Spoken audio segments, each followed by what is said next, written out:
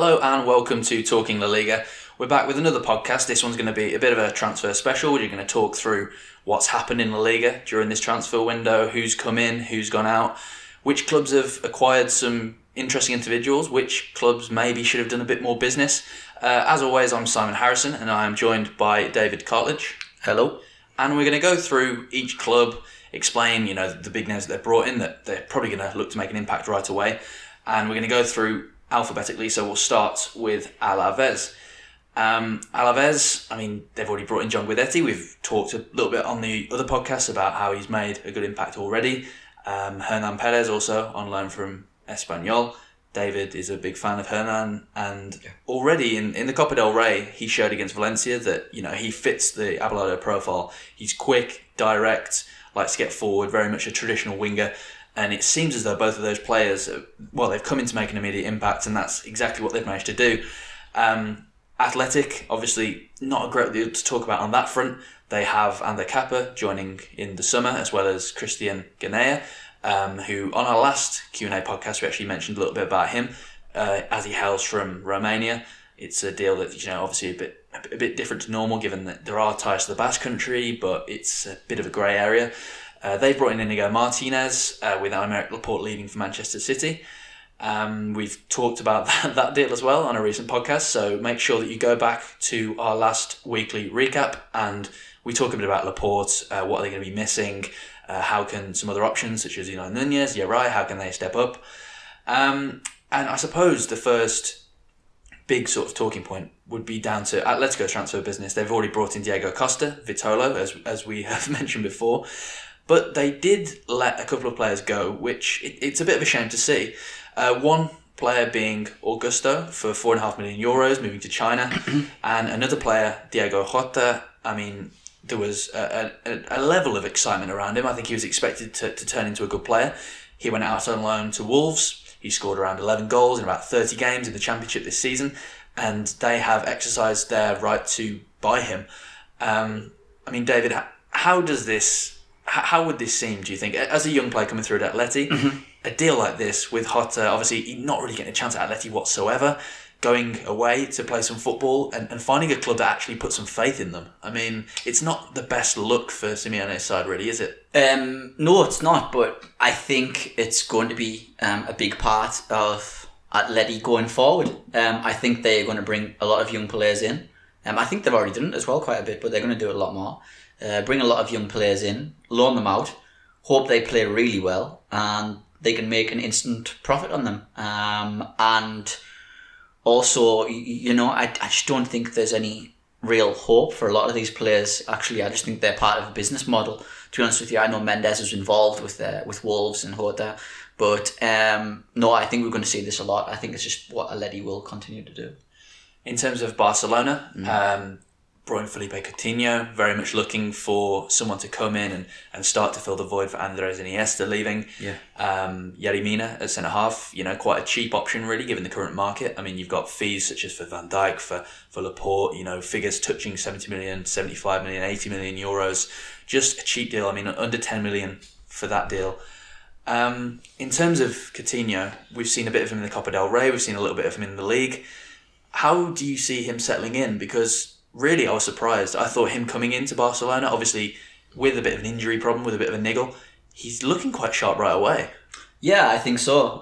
He hasn't played much football and he's going to have a little bit of catching up to do, so you need to be patient with him and how he does, I think, and how he settles in. But yeah, I think he's a player, I think when you've got the style that he plays, then I think he can fit into Barcelona quite effortlessly. In terms of outgoings for Barca, they got some deadwood off the books, which is important. Great news. It was a shame, obviously, to see a player such as Javier Mascherano leaving. He's done a lot for the club. He's won a lot of trophies. But the likes of either Turan, that was a deal that needed to happen. He needed to leave. Also, Rafinha, going with the potential to actually be sold to Inter Milan for 30 million euros, it's an interesting one because given his injury record, you would presume that, he'll never quite be able to hit the levels that were previously expected of him, but at the same time there is a player there. Oh, without a doubt. I really, really like Rafinha. I've watched him a lot. I was one of the ones who watched him regularly when he was at Celta. I know Barcelona fans always asked, "Oh, how's he doing?" And he was just fantastic the whole time he was there. I think he had a rough ride of it at Barcelona. He's had some bad injuries, I think, what didn't help his development. They came at a really bad time. Obviously, any injury is not good at any time, but I think he was particularly getting ahead of steam and really becoming something. And he wasn't allowed to because of those injuries. But as you say, I think they needed to get Arda off the wage bill. He was just on the fringes. He was doing nothing.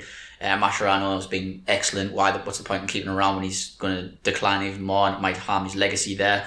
And De La Feu is also gone as well, and he's just a kid who just, he shouldn't have been brought back, I don't think. I mean, I can see they're trying to maybe earn some money from him or something like that, but no, he's just, I didn't really understand it with him. I think he's a very, very poor player, to be honest with you. Well, in our last Q&A podcast, one listener did ask who would take him, and it turns out it's Watford. So Javi Gracia clearly sees something in him. I mean, obviously De La Feu, he's very direct, he's got pace, he can dribble, but it's just end product, mentality. Those are the big question marks. Obviously, it'll be interesting to see, and hopefully he can turn things around in England. And obviously, Javi Gracia being a bit of a stern taskmaster at times, I mean, he might be the man to get the best out of him. But I think every coach that's had De La Feu has thought that they're the man to get the best out of him, and it just hasn't happened yet. We'll move on to Real Betis. I mean, they didn't do a great deal of business, but the business that they have done it's going to make an impact right away. I mean, Ruben Castro has returned to the club. Yeah. It's always good to have goals from him off the bench, especially with Tony Sanabria out injured still. Nacho Aleva leaving, finally. I mean, I know David wasn't a particular fan of seeing him in every match day squad. It was going to be on the Jordan. Without fail. But the big incoming, and it's interesting because a Betis fan tweeted that if Bartra moved to Real Betis, he would shave his head. And I think he might regret actually making that promise because it seems like he's going to have it shaved. It'll probably go up as a video on the club's website. But I mean, Bartra, it's an absolute coup, isn't it? I mean, if you thought back to, I don't know, 6 months ago, 12 months ago, to say that Marc Bartra could be playing for Real Betis, Betis fans would have thought you were crazy suggesting something like that. Yeah, it was signing I would really hope they could make somehow. I remember the first day it came up that Bill said that he's probably going to be pushed out. I was quite stunned, but I think it's understandable because his form at Dortmund, from people who I've spoke to, have said was fantastic up until the incident with the bus, the bus attack, and then since then he has not really been the same. And I think it's good that he's come back. And you can easily go to Barcelona from Seville, and his girlfriend. She presents the MotoGP in Spain, so he's going to be close to her as well, and I think that's important. And as for Betis, from a system point of view, they just needed somebody like this. They need somebody with authority to step out the back line who knows this system well. I mean, he won't take much integrating because he'll come in and he'll know how Setien plays that style. He's done it all his life ever since he was a kid at Barca. So he knows what to do, and I think it's going to be a massive lift. He's such a brilliant player and just a big personality, I think, to bring into that dressing room. I mean, I don't think they need it anymore, but but I mean, he fits them on the pitch, he fits them off the pitch, and obviously heading into the World Cup, he wants to be on that plane, and the best way to do it is to get as many minutes as possible. And if that means that he has to play and get pulled out of position and play a stupidly high line at Betis. He just needs to be on the pitch to have a chance to show Lopetegui that he deserves to be in the equation for Russia. We'll move on to Celta Vigo's business. I mean, they brought in Robert Mazan as a sort of backup left back. The big sort of signing, even though it's a loan deal, bringing in Lucas Boye, an Argentine striker from Torino. Obviously, with Guidetti leaving for Alaves, it's a player to come in and to be there as competition for Maxi Gomez, who's obviously doing fantastically well at the moment. But, I mean, it's another interesting player for them to have. I mean, they obviously have a lot of South American players involved. So, from that point of view, he should be coming in and maybe he shouldn't have the same kind of teething problems as he might elsewhere. But, I mean, 1.83 m tall, strong, powerful striker. Yeah, he's not clinical or anything like that. But I tell you what, he's an extremely hard worker. He is really going to graft. He is a good player for Celta's pressing game. That is... I think that's the paramount issue here. I think that's why they brought him in. He is just going to run and chase and hustle, and that's fantastic for Celta getting another player like that. So I let a couple of younger players go, which it might, if you've got an interest, to keep an eye. Ivan Villar out on loan to Levante, but probably will just be a backup while Raul Fernandez is recovering from an operation that he had.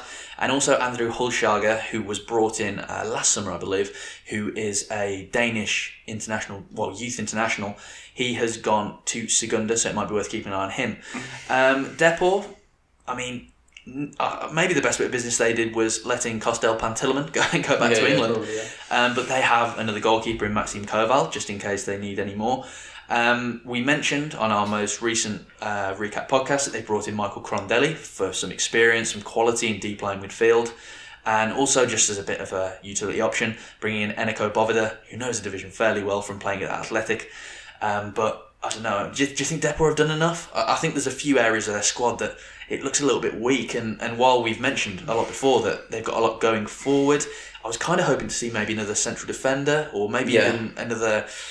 potentially a right back that's a bit more solid, because Bovida for me isn't the most convincing signing to make. Yeah, I mean, it would have been ideal to get more in that sense, but they just haven't got much money to play with. And I think, honestly, if they have addressed the goalkeeping issue, then that is a major plus for them. That's going to help them a lot. So I think that was their main issue.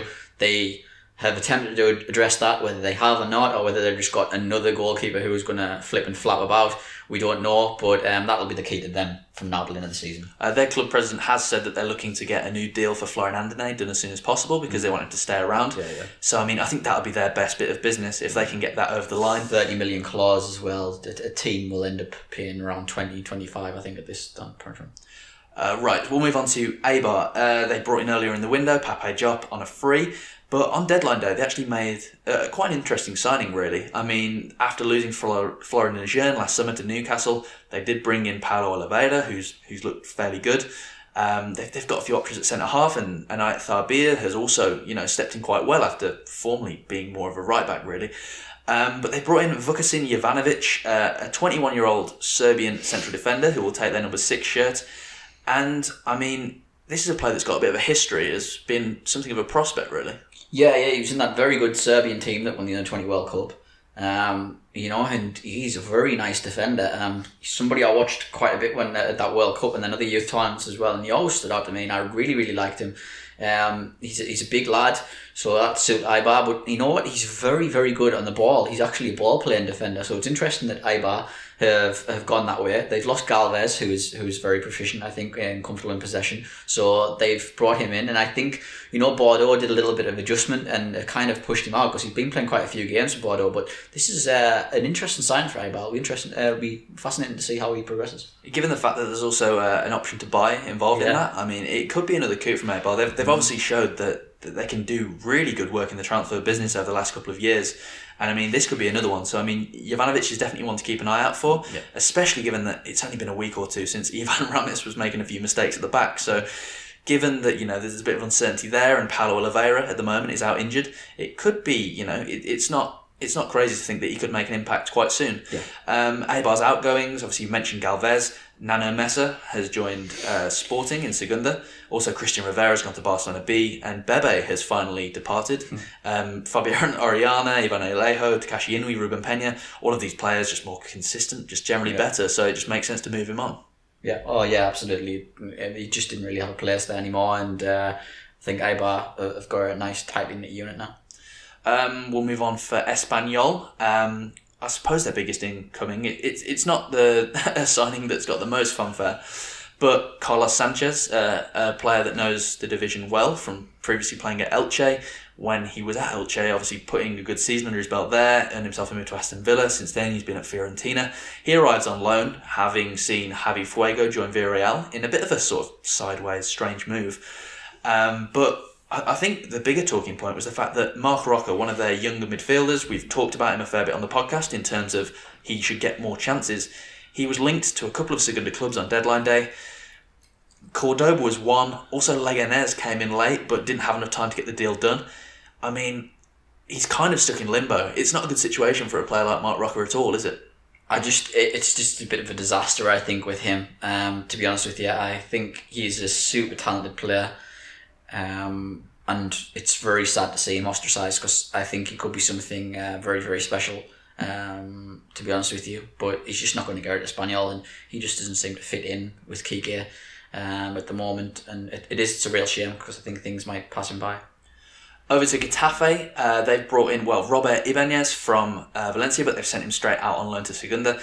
Loic Remy joining on loan. On our last recap podcast, we talked about how they've got some considerable firepower for a team that's just come up, and probably Getafe have done the best recruitment out of the newly promoted sides. Also, Leandro Cabrera came in midway through the window, a player who's played for the likes of Atletico Madrid. He's been on loan with Recreativo. He's been at Castilla, Zaragoza.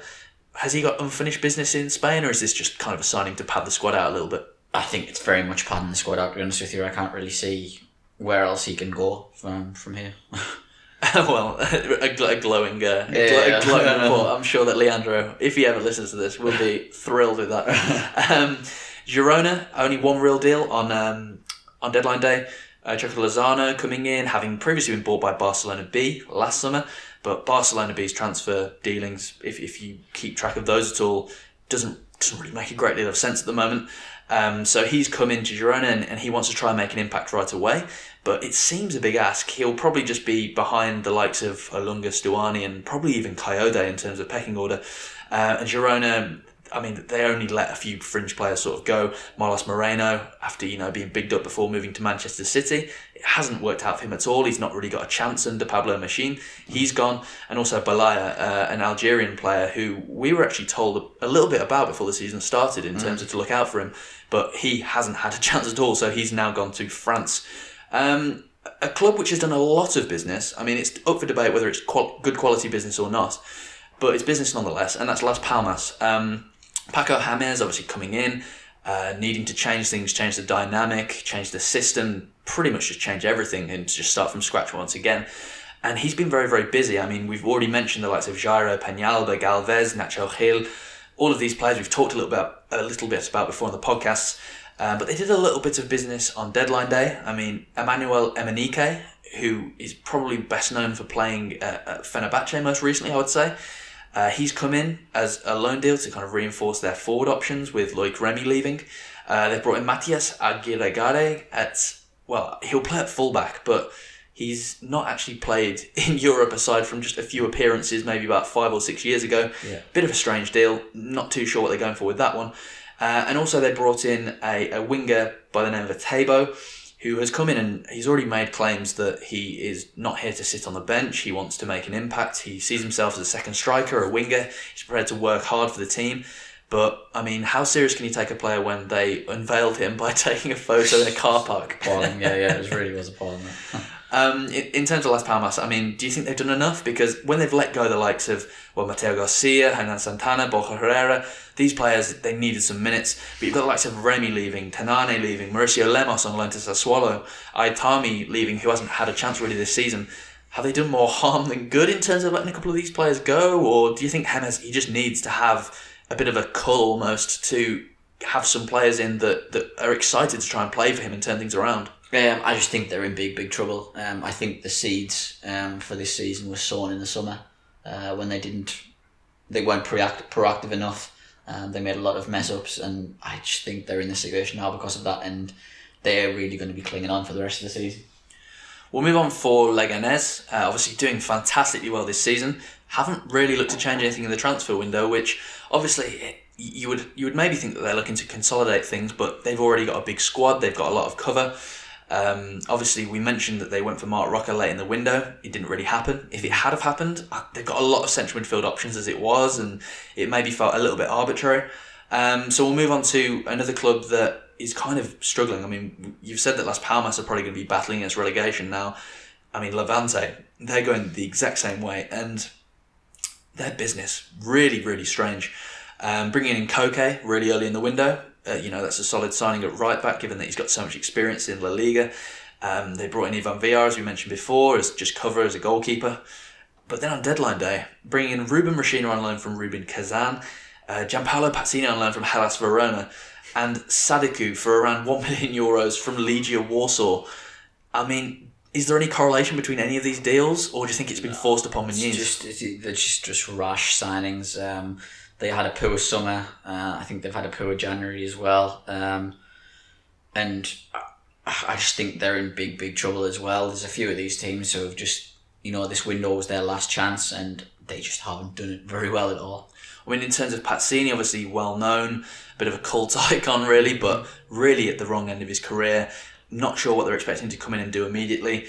You've got Ruben Rashina, who he's got some technical ability and some flair, but if Ennis Bardi's on the bench, Muniz hasn't really been looking to play him all too much. How many times do you think we'll get to see Bardi and Rashina together? Never. I don't even know if we're going to see Rashina get on the pitch. Really, it's like, well, Rashina does not work hard whatsoever. He's very much a luxury player. Given the situation that Levante are in and the fact that they don't play Bardi anyway, it seems bizarre. I would be very, very surprised if Muniz has actually put the green light on this. It might just be more the fact that, well, he might have just thought we need something, because clearly, as things stand, it's not going well for them whatsoever. I think we should maybe just go and watch their training sessions. It might be a bit more entertaining. Oh yeah, definitely. But I mean, in terms of Sadiko, who's coming from Legia Warsaw, he wasn't really playing at Legia Warsaw, which is a little bit of a worry. But he's got some international experience. He's more of a classic number 9. I was speaking to Christopher Lash a little bit on Twitter, who keeps up to date with all things Polish football.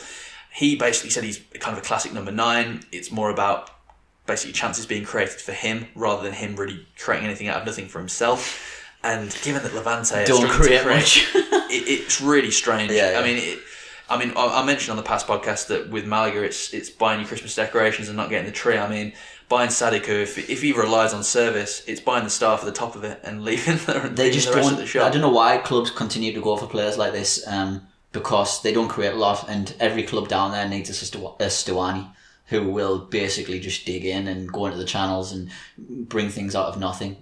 So yeah, it's interesting they're going to this way. Yeah, Levante, they've let Sami Garcia go back to Malaga. Obviously, Nano Mesa was on loan there, but that didn't work out, and he really didn't get any opportunities in a squad that was really struggling to score goals. And Mitchell Langerak, I mean, it was about a week or two now, but he's gone to Japan to play for Grampus. We will move on to Malaga, who, I mean, they've been really, really busy, and you can see why. That they're on a really poor run in terms of scoring goals. It's been going on for more than a decade really, since they've been on such a poor run without scoring any goals. Away from home especially, they really struggled to find the back of the net too. Earlier in the window, we've already talked about the likes of Ignacio Miquel, Manuel Iturra. They brought in Samu Garcia as another a fan favourite of sorts, I suppose. But on deadline day, I mean, they brought in some interesting players. Maxime Lestienne. I really like Lestienne. I'm not saying he's going to make a big impact, but I think he's going to be entertaining to watch. And wow, Lestienne and Peñaranda in the same team. I mean, is anybody else going to get the ball? I don't think they are. Well, I mean, he's still only 25. Yeah. He kind of burst onto the scene when he was at Club Bruges. Yeah. He was very much sort of thought to be a next big Belgian prospect all the way through his kind of youth international career. He's kind of bounced around some clubs for a few years, but there's clearly something in there, and I mean it's a gamble they've got to take. It's going to be fun and interesting to watch, and Malaga haven't really been fun and interesting at all. So the fact that they've thrown something else in the mix there is interesting at least. Yeah, I mean they've also brought in 2 strikers, Brown and Day, who he's coming on loan from China after a sort of an ill-fated decision to move out there. He's previously got really good goal-scoring records at Dynamo Kiev, Olympiacos. He's got some experience of international competition, of European competitions. He's got caps for his country. I mean, he's a handful. He's powerful. He'd be a good kind of candidate to lead the line. I think that anything's really an improvement on having the likes of Enisiri kind of leading the line with, just very naive, very raw. It's an improvement in that sense, and really given that he's made this poor move to China, and maybe he's now looking to put himself back on the market, it's kind of a win-win for everyone. I mean, he's coming in, he can put himself in the window. Hopefully, from Malaga's point of view, hopefully he can fire them to safety, or at least try and get them back into the mix to get out of it. Yep. And also Isaac's success. Obviously did well at Granada, showed that he had something about him, even if he was a little bit raw. He had something about him. He moved to Watford, hasn't really worked out for him, even with Javi Gracia moving there recently as manager, seemingly surpassed the requirements. I mean, with Brandon Day and Isaac's success, I mean, it's at least options up front. They're definitely not short Malaga, but it just depends if they can.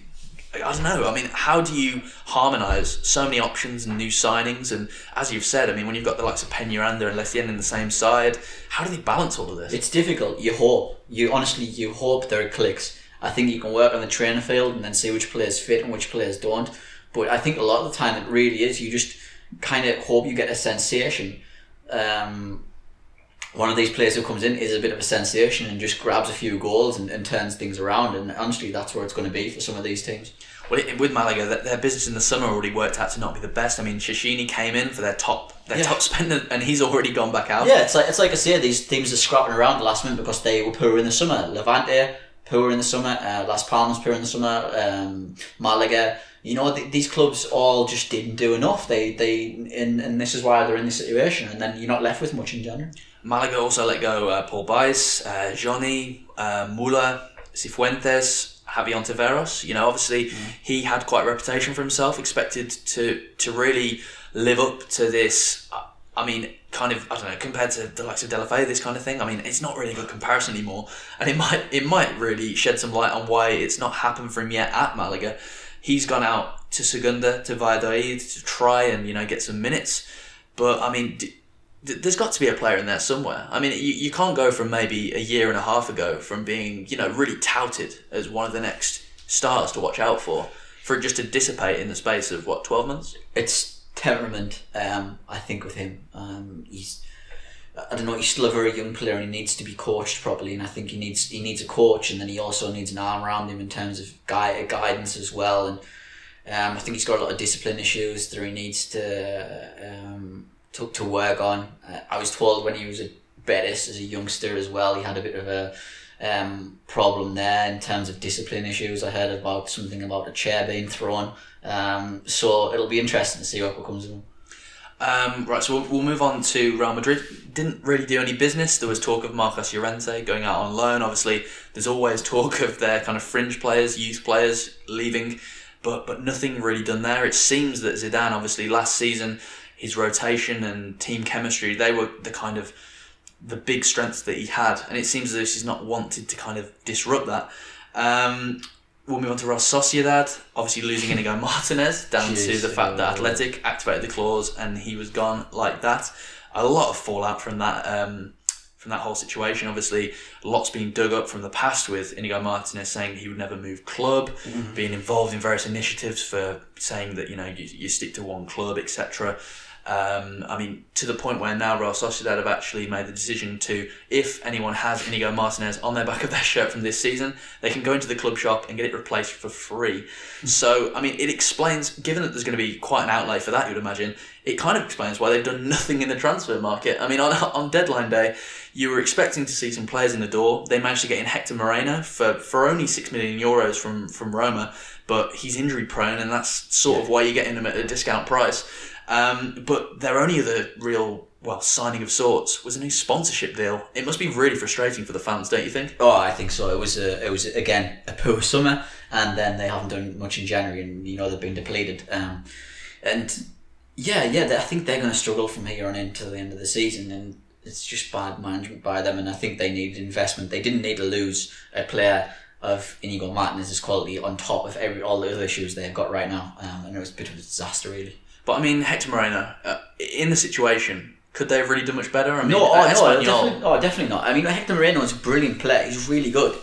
He probably would have got a big move had it not been for his horrible injuries. And he really is, honestly, a fine player, and it's a good replacement. It's very much like for like in terms of how comfortable he is on the ball. You just hope that he stays fit, but it's just part of a bigger issue, I think, with Real Sociedad. Again, it's losing someone and then replacing them kind of in a mediocre fashion. There's not much planning there. I mean, it's just really, really poor for a club who do aspire to be in Europe. It's very, very weak. Yeah, I mean, it seems as though basically Inigo Martinez, his clause was met, and there was absolutely no plan B. That's what it has seemed like, and given that there's not really been any whispers of transfer activity, nothing, it's just a shame because they've got so much potential as a club on the field, but it seems as though off the field they've not got the right network behind them to kind of keep improving year on year. But one club that actually did fantastically well on deadline day, I mean, Oscar Arias came out and said that they got all of the deals done that they wanted to. That's Sevilla. I mean, on deadline day, bringing in Roque Mesa on loan from Swansea City after, you know, he said that it's basically been a long siesta for him in England, and that's probably the best way to summarise it. They brought in Sandro from Everton after, obviously doing so well at Malaga, earning himself a move to the Premier League, and then just not really being given a chance whatsoever. And finally, Miguel Layún coming in, offering some more depth at fullback. The only real thing that Sevilla didn't do, which they needed to, was to offload Lionel Carroll, who basically now can't play for them because he isn't registered, and they can't really do anything with him. Yeah. So that's the only bit of business which they probably should have got done. They did try, but it just didn't happen for them. But I think the most curious thing about all of this is the fact that Roque Mesa, Sandro and Miguel Layún all linked with Betis. Layún especially seemed as though he was going to Betis, and they've all ended up on the red and white side of Seville. Yeah, it's very strange, like I say, especially if Layún just looked nailed on that. Guardado had a word and said come to Betis, and it was all happening there, and then it just suddenly he ended up signing for Sevilla out of nowhere. So it was an interesting one. So maybe Sevilla feel like they've got one over on Betis and got back at them for the derby defeat. Well, if you add all those signings together, I mean, it's 6-5. So. yeah, I suppose so. In terms of outgoings for Sevilla, I mean, Walter Montoya left. I mean, you wouldn't have even noticed if he'd have stayed or gone. Borja Lasso out to get some more experience. And Crondelli to Deportivo. I mean, just kind of, there are so many better options. Now they've got the likes of Benega and Zonzi, Roque Mesa, Guido Pizarro. No, maybe, but the first three, I mean, all really high quality options. Yeah. Vincenzo Montella, in the last couple of weeks, he's made a difference, and all of these signings, I mean, they're exactly what the squad needs. They've got a little bit of everything. They've got depth in every area, pretty much. And they just look really well set up for the second half of the season and making a fist of maybe, pushing for top 4. Valencia obviously did their business early. Vieto in, Francis Coquelin in too. Rafa Mir out to Wolves, Nacho Gil out on loan to Las Palmas. Did they need another deal done? I mean, obviously you can point at Montoya. He's the obvious figure. Did they need a little bit more? No, I think they're all right, really, honestly. It's just injuries would have been the issue there for them. And, once Murillo comes back, and they should be okay. And I mean, Soler's back now as well. And they're gradually getting up to speed again. And once they've got a full squad to pick from, I think then they should be okay. Maximovic stayed. I'm glad he did, because I think there's a place for him as well to come in as part of rotation policy. So I honestly do think they've got enough from now until the end of the season. I mean, obviously they would have liked the right back. I think they tried to get Cancelo back. That would have been great. I would have personally been delighted at that. And but it just hasn't happened. But I think they've got enough to finish third, put it that way. It's definitely good to see Maximovic staying around. He was linked with the likes of Getafe, Espanyol, but he's got something to give, whether it's in central midfield. He's shown that he can play on the right-hand side of midfield just to put in the effort to keep the balance with Carlos Soler being missing. And I mean, he's earned his chance. He's come to Spain, he's put in the effort to adjust, he's put in the effort to learn the language. And on the pitch, I mean, you can't argue, you can't grumble with the effort that he's put in and the performances that he's been having at Valencia.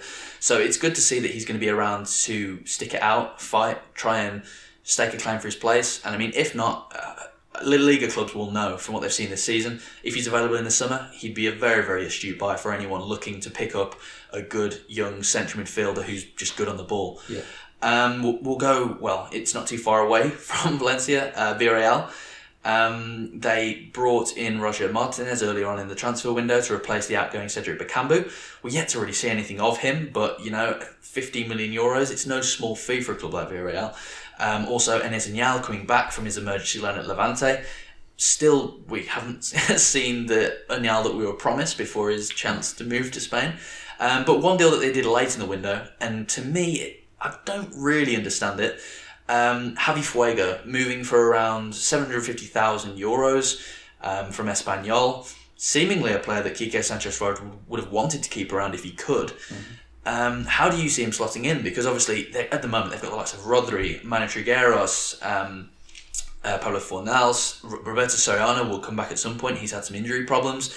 I mean, Fuego, is he there for what he offers off the pitch rather than what he offers on it? Or I think sometimes Villarreal can get caught on the counter-attack. They are a little bit exposed and a little bit open. And I think if they are maybe winning the game 2-0 or 1-0, they can throw Fuego on just to tighten things up, I think, in midfield. And give Rodri, who's very, very good, but he's young, a little bit more support.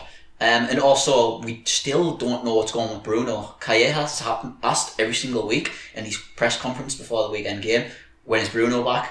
And he keeps saying the same thing. I don't know. So right now they don't know what's happening with Bruno. So it's just a precaution, I think. And yeah, I don't mind it. It's no great expense to them. And Fuego is a very underrated player. He fits in what Villarreal like to do. He'll swiftly get them moving in the counter-attack. And it's just a nice signing, I think. I actually quite like it. Well, there we go. We've recapped all of the La Liga business. There's just a few little deals going on in Segunda that we sort of picked out before starting recording that might be of interest. One of those we've kind of mentioned before with Nano Mesa leaving Eibar, going to Sporting on loan. Mm-hmm. I mean, he's a player that you like. Is that... So obviously he spent some time at Eibar, he spent some time at Levante. It's not clicked for him. Segunda, I mean, it should be his for the taking. Yeah, this is, for me, the move that gets him back in the spotlight. I watched him at Tenerife when he had a blistering season, a blistering campaign. He came through from the reserve team. He was touted as the next big thing to get a big move away, kind of like Ayoze did when he went to Newcastle. Because that's who he replaced.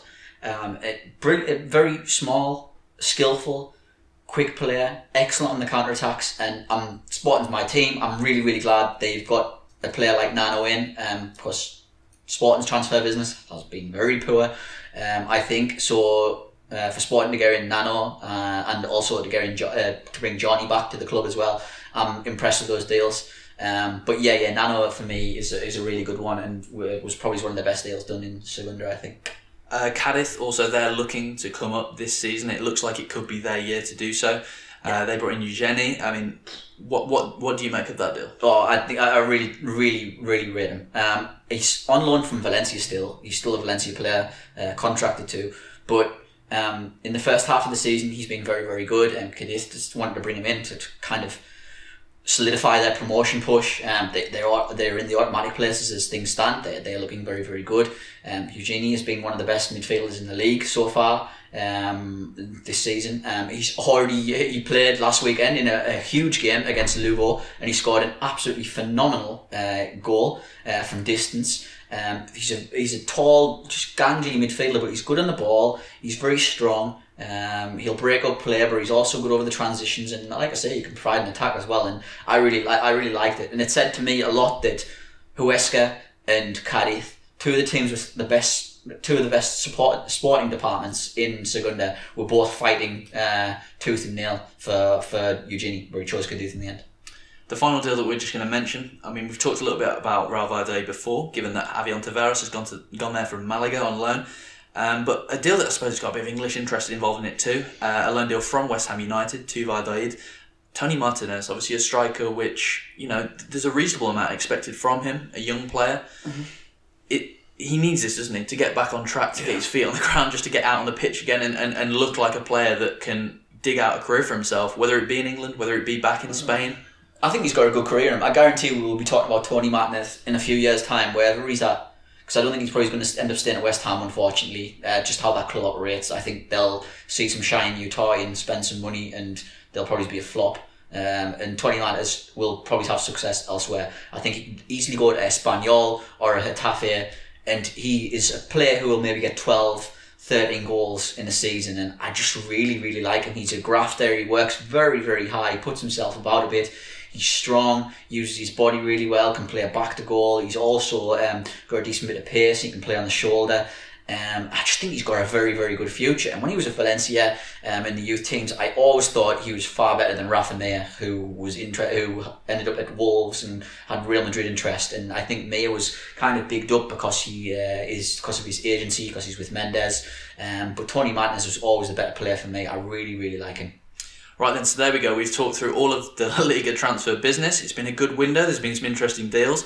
We've talked a little bit about Segunda for some players to maybe keep an eye on. If Cadiz come up, maybe there's some players to keep an eye on there.